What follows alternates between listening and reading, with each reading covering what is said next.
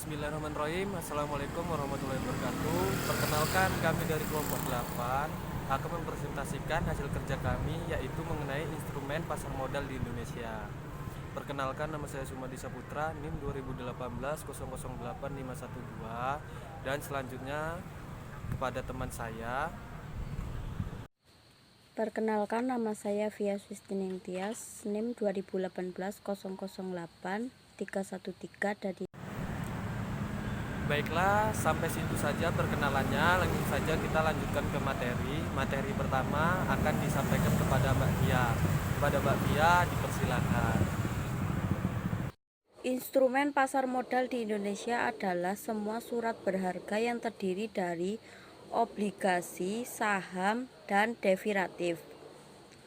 Saham merupakan salah satu instrumen pasar modal di Indonesia.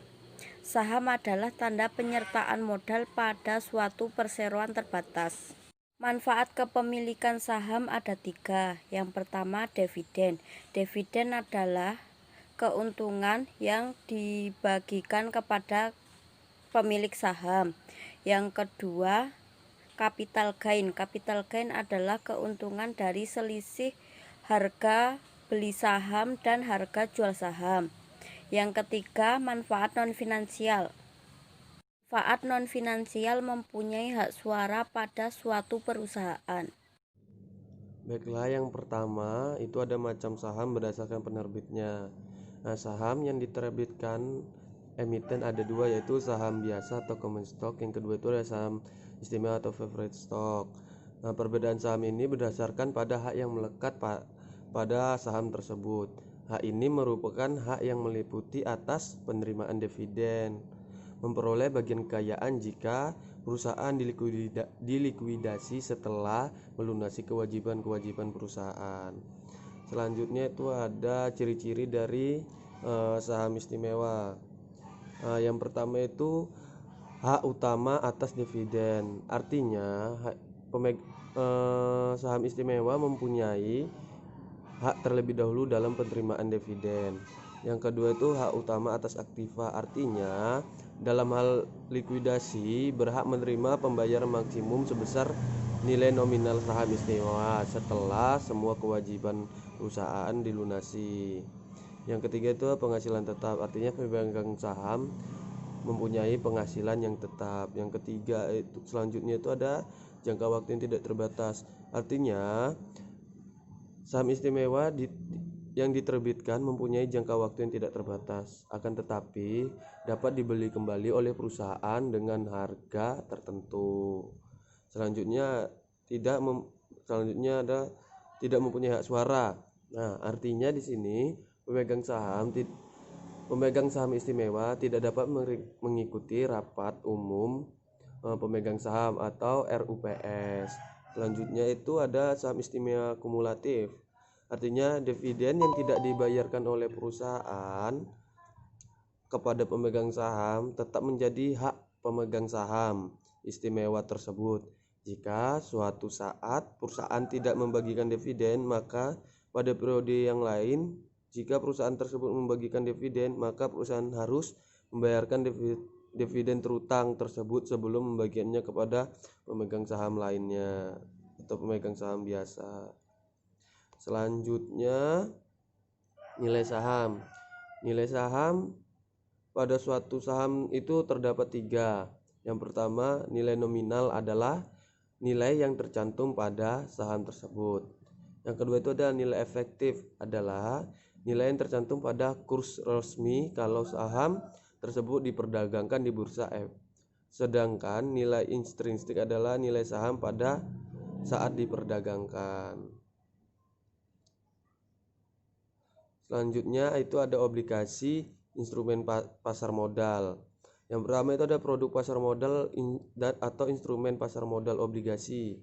Artinya surat pengakuan hutang suatu perusahaan yang akan dibayarkan pada waktu jatuh tempo sebesar nilai nominalnya.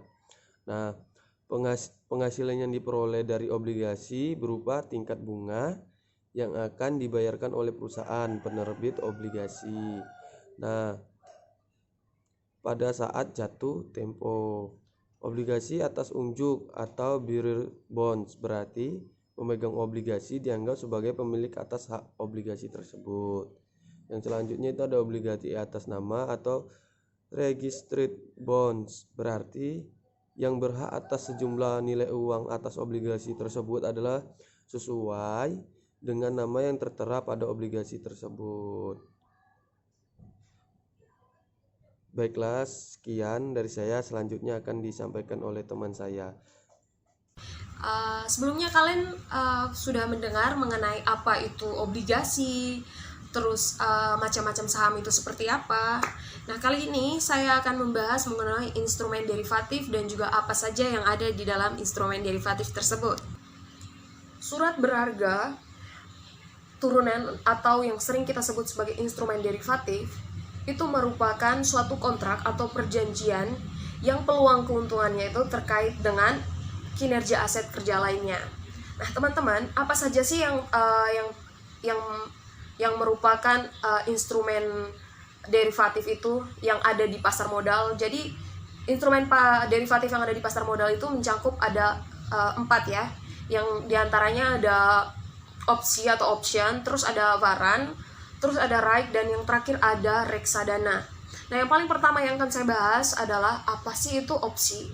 Nah, opsi atau option adalah surat pernyataan yang dikeluarkan oleh seseorang atau lembaga yang memberikan hak kepada para pemegang sahamnya untuk membeli atau menjual kembali sahamnya itu dengan harga yang sudah ditentukan sebelumnya. Jadi, para pelaku pasar, mereka tidak asal-asalan saja dalam menjual sahamnya. Mereka di sini memperjualkan saham ataupun membeli saham itu dengan melakukan perjanjian terlebih dahulu untuk mempertukarkan barang ataupun juga aset yang mereka miliki. Sama seperti opsi, waran juga merupakan hak yang diberikan kepada para pemegang saham untuk membeli saham yang diterbitkan oleh perusahaan emiten dengan harga dan juga jangka waktu yang sudah ditentukan sebelumnya. Jadi waran di sini dibuat untuk menarik minat para investor agar mau membeli saham atau obligasi yang telah diterbitkan oleh perusahaan emiten tersebut.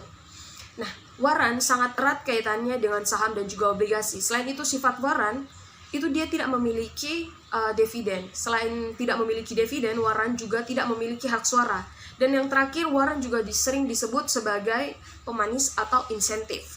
Selanjutnya ada bukti right. Nah, apa sih itu bukti right? Bukti right itu menurut Undang-Undang Pasar Modal didefinisikan sebagai hak memesan saham terlebih dahulu sebelum saham itu kemudian akan dijual atau diperjualbelikan kepada perusahaan di luar perusahaan yang menerbitkannya. Nah, di sini investor memiliki hak istimewa dengan membeli saham baru yang harganya itu sudah ditetapkan dengan menukarkan bukti right yang mereka miliki. Jadi para investor di sini itu menukarkan saham yang telah dibeli, saham baru yang sudah dibelinya itu dengan bukti right yang dia miliki. Jadi sehingga pada bukti right ini investor memiliki hak istimewanya. Jadi hal ini memungkinkan investor untuk membeli atau memperoleh keuntungan dari membeli saham baru pada harga yang lebih murah. Nah, kalau tadi teman-teman sudah mendengarkan mengenai apa itu option, apa itu waran, dan juga apa itu bukti right, kali ini saya akan membahas mengenai apa itu reksadana. Nah, reksadana merupakan wadah untuk menghimpun dana dari masyarakat pemodal atau investor yang kemudian dana tersebut akan diinvestasikan oleh manajer investasi ke dalam beberapa instrumen investasi. Nah, jenis-jenis reksadana di sini pada umumnya jenis-jenis reksadana di sini terdapat 4 jenis, yaitu yang pertama reksadana pasar uang, yang kedua ada reksadana pendapatan tetap, yang ketiga ada reksadana campuran, yang keempat atau yang terakhir adalah reksadana saham.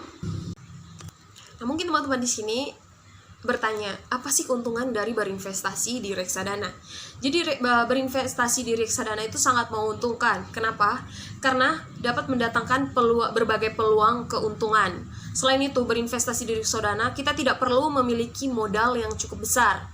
Jadi kalau misalkan teman-teman pikir berinvestasi di reksadana samalah dengan berinvestasi di tempat lain atau ya seperti itu.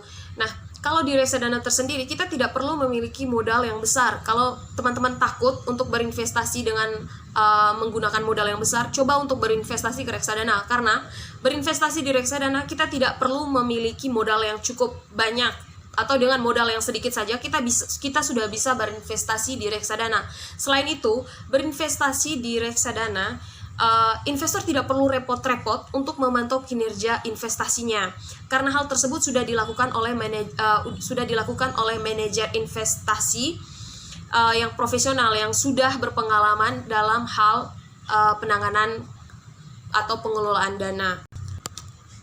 Nah, kalau tadi saya sudah membahas mengenai dampak positif dari berinvestasi ke reksadana. Nah, sekarang saya juga akan membahas mengenai apa dampak negatif dari atau sisi negatif dari berinvestasi di reksadana. Nah, berinvestasi di reksadana meskipun memiliki beberapa keuntungan, tetapi juga memiliki beberapa kekurangan. Di antaranya kurangnya nilai unit penyertaan. Terus ada risiko yang dipengaruhi oleh turunnya harga dari efek saham atau obligasi atau surat berharga lainnya. Selanjutnya ada risiko likuiditas yang menyangkut kesulitan yang dihadapi manajer investasi jika sebagian besar investornya itu melakukan redemption atau penjualan kembali dari unit-unit yang mereka miliki. Nah, baik teman-teman, itu saja yang ingin saya bahas. Semoga pembahasan dari kelompok kami ini mengenai saham, obligasi, surat-surat berharga lainnya itu dapat bermanfaat dan dapat dipelajari oleh teman-teman semua, dan sekiranya dapat membantu teman-teman dalam pembelajaran